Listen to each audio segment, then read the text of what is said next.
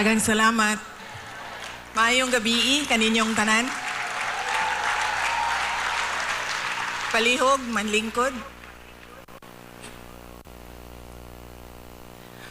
Mga kaisuunan kong Dabawenyo, ladies and gentlemen, mga kababayan, Assalamualaikum warahmatullahi wabarakatuh.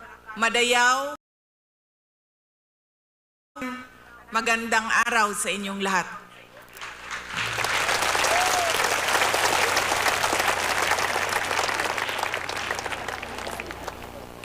Unahin ko po muna ang aking mga pagpapasalamat. Una po, ang aking pagpapasalamat sa Kingdom of Jesus Christ sa inyong paanyaya sa akin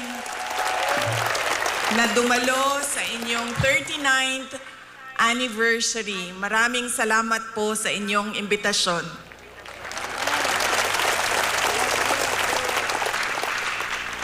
Pangalawang pagpapasalamat ko po ay mula po sa akin personal.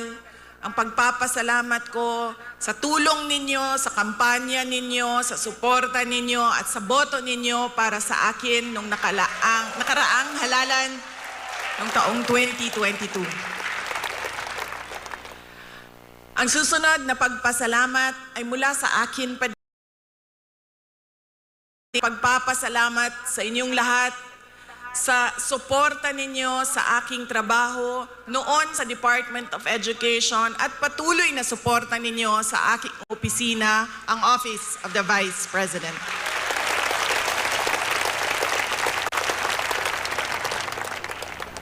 At ang huling pagpapasalamat ay mula po sa aming pamilya, ang pamilya Duterte.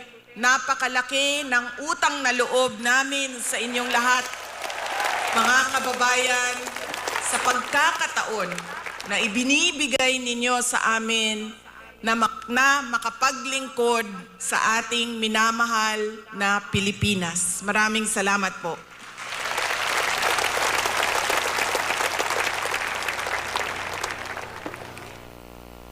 Nasabi ko na po,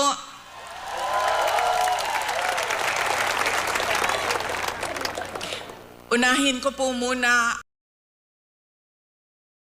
ko rin na nasabi ng miyembro ng Kingdom of Jesus Christ na sala manggunitanan ni Inday Sara ug nidagan pa siyang presidente dili ta magkalisod-lisod ani atong nasod.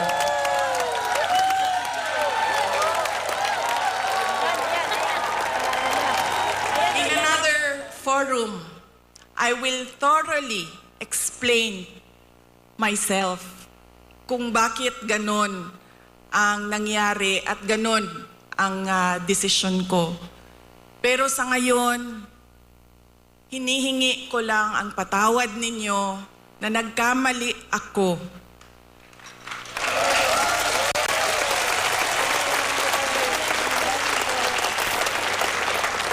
Nagkamali ako sa paghingi ng tulong at suporta niyo para kay Pangulong Bongbong Marcos.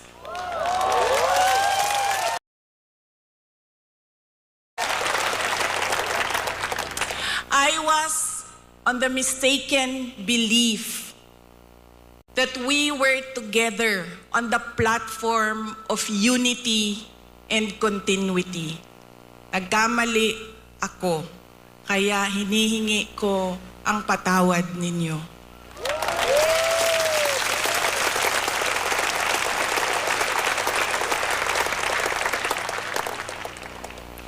You know, this has been going on for 9 days, ang assault sa inyong Kingdom Nation. At I could not come earlier dahil meron ding atake sa opisina ng pangalawang Pangulo. At hindi ko maiwanan ang aking mga kasamahan doon sa Office of the Vice President.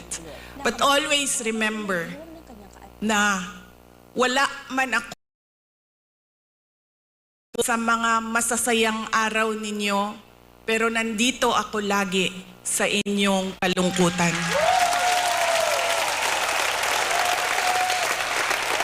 I will always be with you in your darkness.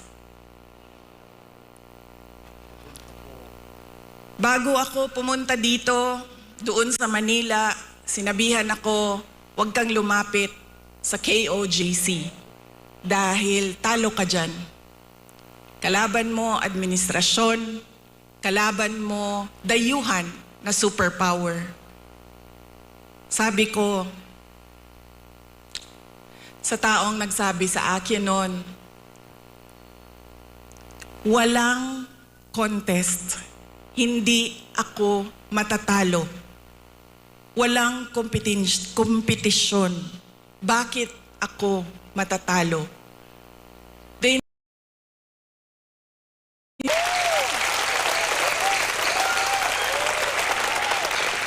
They may only be 8 million around the world.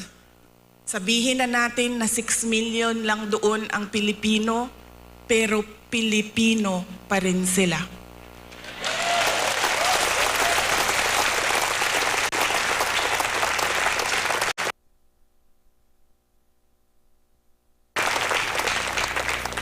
Noong ako ay naging Vice President, isa sa lagi na problema natin, hindi lang dito sa Davao City, but sa iba't ibang lugar ng Pilipinas, ay ang disaster response.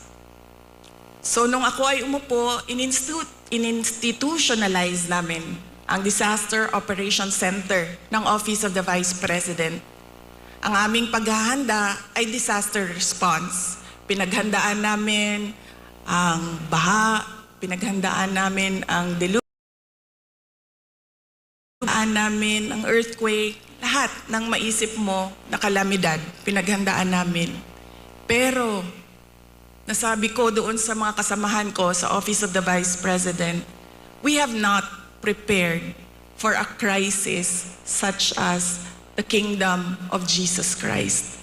So anong sabi ng libro natin dyan sa Disaster Operations Center? Ano ang dapat nating gawin sa krisis at disaster na ito? Lahat sila walang masagot. Kahit ako matagal, ako nag-isip kung ano ba ang response namin. Because this is a crisis. It is a disaster. And ano dapat ang tugon ng Office of the Vice President? At isa lang ang naisip ko. Sabi ko, as Vice President and as a Dabawenyo, I will be there to comfort them.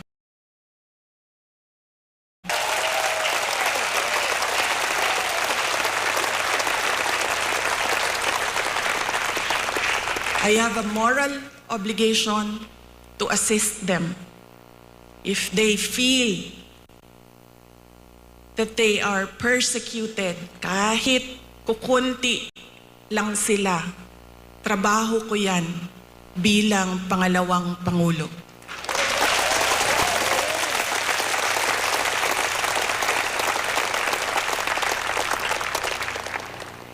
Doon din sa amin, sa Office of the Vice President, sabi nung isang kasamahan namin, doon sa USEC namin, sabi niya, USEC, ano bang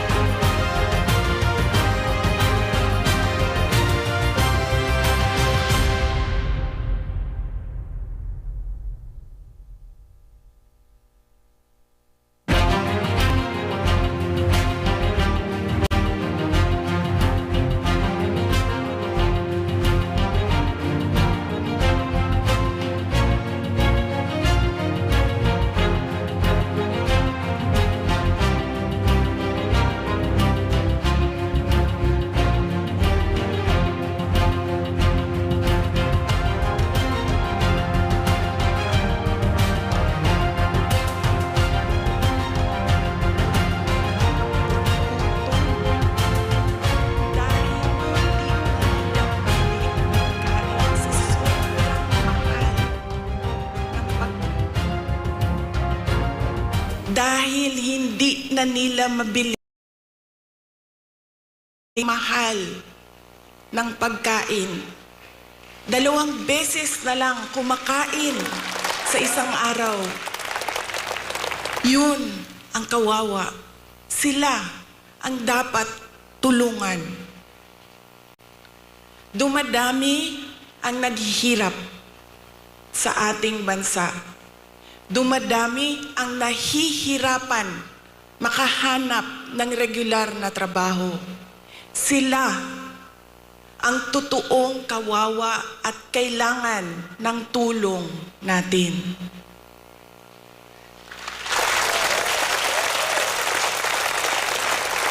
Ilang beses sa pag-atake sa akin, paulit-ulit ko sinabi, magtrabaho muna tayo. Because we owe it to our countrymen, because we made promises on stage na we will do something for our country. Paulit-ulit yan noong 1 taon. Hanggang ngayon sinasabi ko, magtrabaho muna tayo. Mas maraming nangangailangan ng tulong kaysa mas interesado sa politika.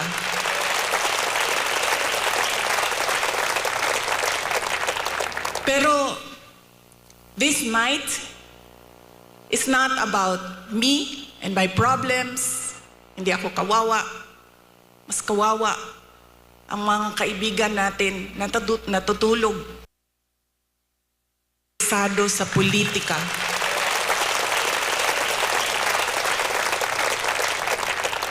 Pero this night is not about me and my problem. Tandaan ninyo, hindi kayo kawawa.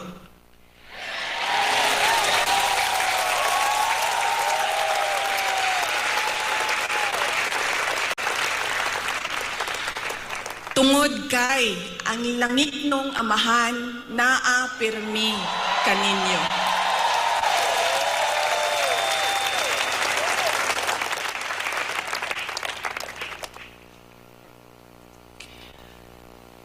Noong isang araw, kausap ko yung SMNI President. Sabi ko sa kanya, "Sir, bigyan mo ako ng update sa mga tao."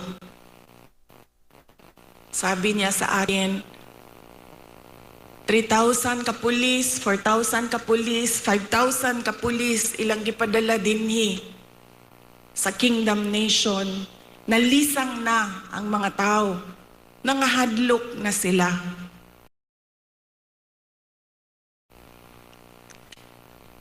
Mali nga malisang.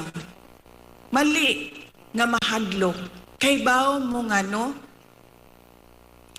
Gipadalhan mo og 5,000 ka pulis na inyong istoryahon, na inyong ipasabot, na unsa na ang atong nasod, asa na ang rule of law.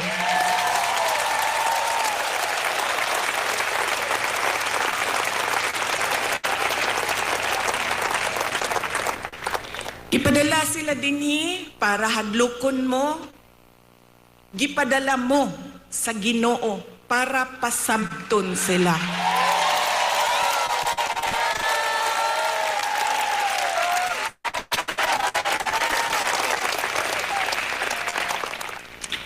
If they come from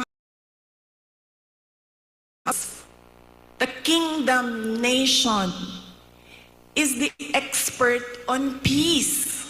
Kay bao mo, anak. Dabaweños are peace-loving Filipinos.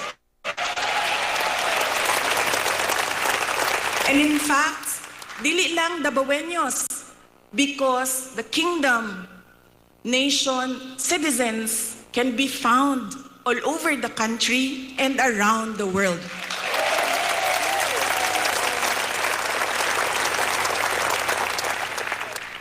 Kung ang gidala nila, if they bring you violence, give them peace.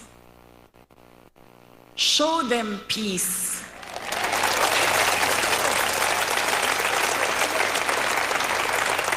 Make them understand that this is about the abuse of power and the assault on the freedom of religion. Because the kingdom, nation, citizens can be found all over the country and around the world.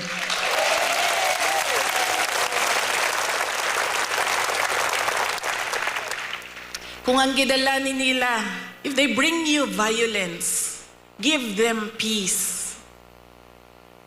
Show them peace.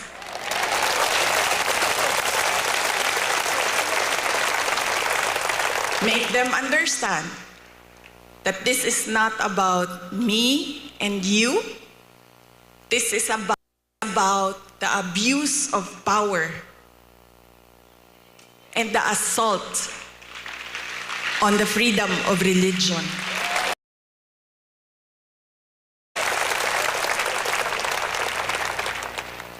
Violence, you have peace. Bullets and tear gas, what do you have? You have the words of the Almighty God.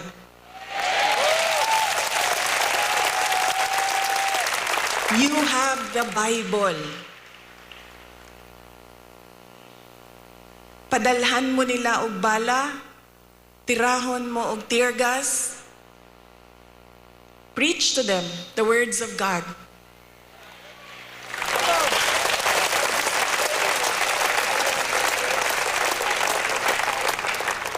Pangtulo, if they come from the evils of Satan, what do you have? You have the goodness of the Lord.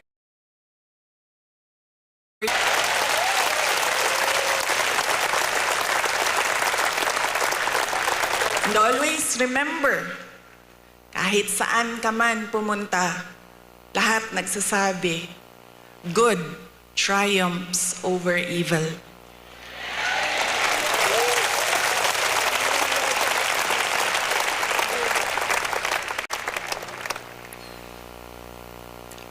Ang ako ang lola sa mother's side, maternal grandmother nako, buhi pa siya karon, kaluoy sa Ginoo, she's blessed with a very long life. She's in her 90s. Lumad sila dinhe sa Davao del Sur ug Davao City, sa Padada Davao del Sur ug diri sa Davao City.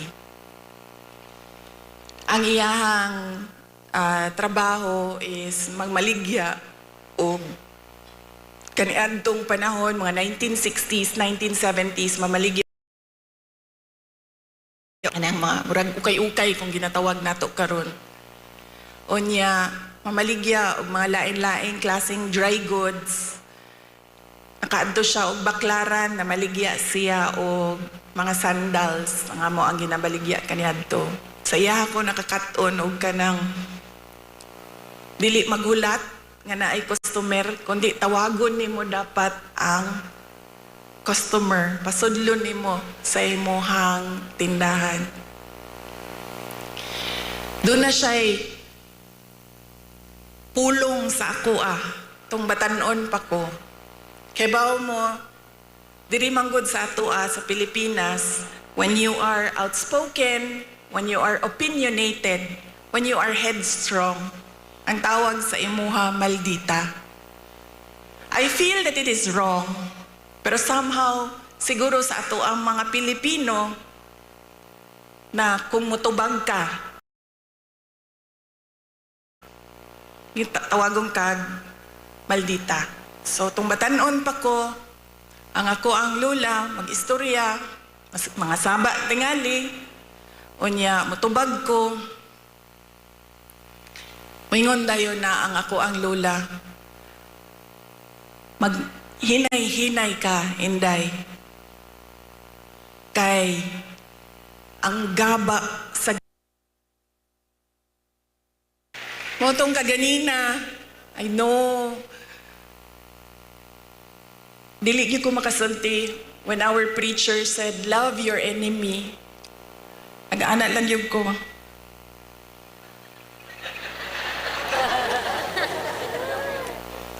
Wala pa ko sa punto sa mga miyembro. I am not in that level of spiritual enlightenment na I can love my enemies. Bel. O to kaganina nag-ana ko. Para di ko makasala.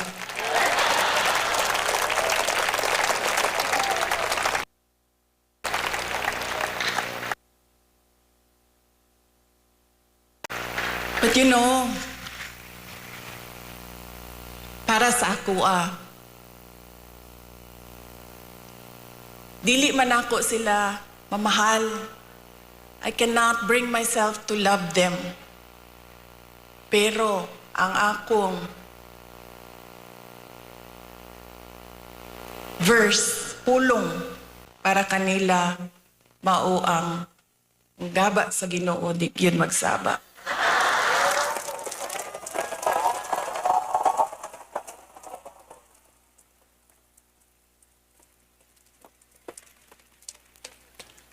Mauna siya ang pilapuring. And God will take care of you all the more because kamo, you can love your enemies. You can forgive. So you will gain victory.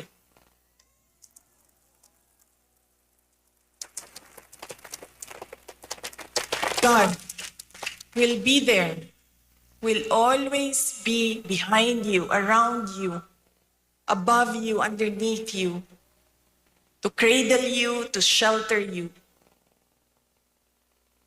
Because you know His power over all of us.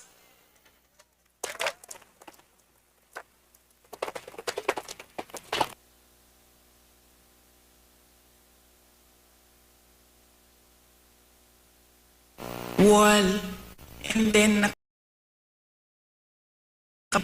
anniversary. Nakauna-una ko nga sa pagtuo sa mga inchik, malas magud ang 9.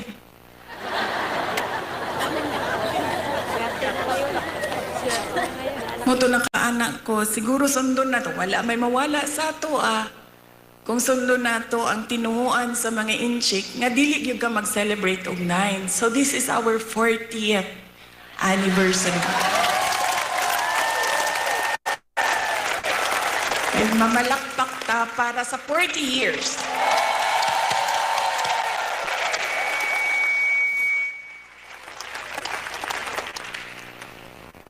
You have come a long way from 1 to almost or approximately 8 million around the world.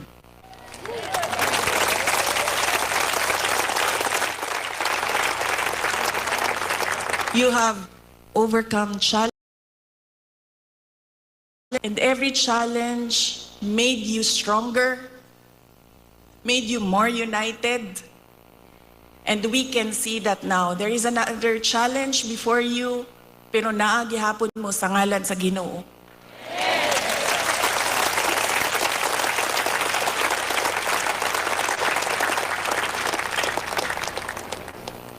Ug sa tanaw nako, sa kadaghan, sa kalisod, ug sa kadaghan sa pandaot, ug sa kadaghan sa dili pagtuo sa inyo ug sa kadaghan sa kanang kansyaw ba sa inyong pagtuo. I think you will reach 100 years or more.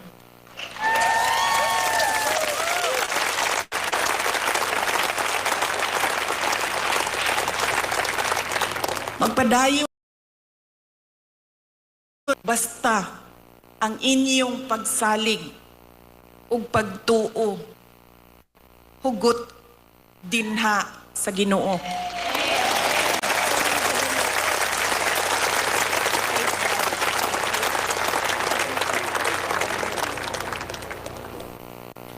During COVID, it was a experience as mayor. It was an experience that I do never want to go through again. The COVID-19 pandemic. Dili na ako ma-explain sa inyo ang kalisod atong panahon na to. Nga dunay mga gipangayo sa imuha nga COVID-19 response, pero walay budget ang syudad para punduhan ang COVID-19 response. Daghan kaayo TTMF, PPEs, suporta sa mga frontliners, health workers. Dili na ko gusto mo sa bato. Pero doon ako'y mensahe sa mga Dabawenyo, maupod ang mensahe nako sa inyo ha, karon dili lang sa mga naadinhi sa Davao City, kundi sa tanan nga miyembro sa Kingdom of Jesus Christ. And that is, we will not break.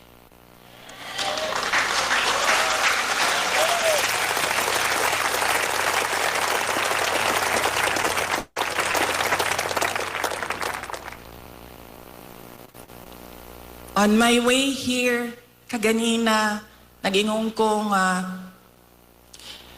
I will leave you with a verse. Nangita ko og verse, butang na ko dito, of being afraid. And doon ay isa, on top of the list, which will guide you, which will guide me, which will guide our countrymen through these dark times of our nation. And that is Psalm 23, verse 4. Even though I walk through the valley of the shadow of death, I will fear no evil, for you are with me.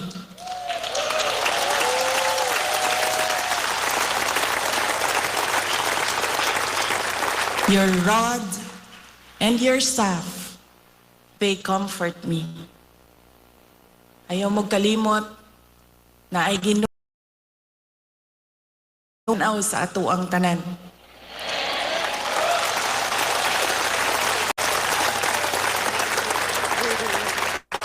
Og ang iyahang gaba, dili magsaba.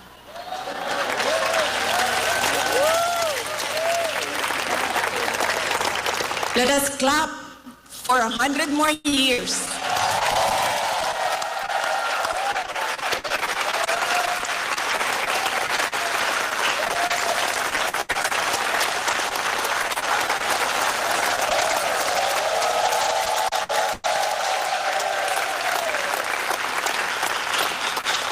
Ulitin ko ang aking kasiyahan na makasama ko kayo sa inyong 40th anniversary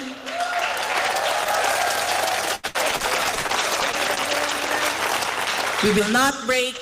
Happy 40th anniversary, Kingdom of Jesus Christ. Save the Philippines. Shukran.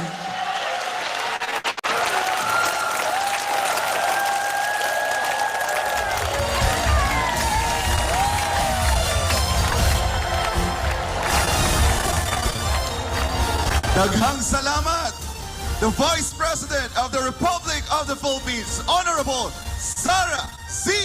Duterte.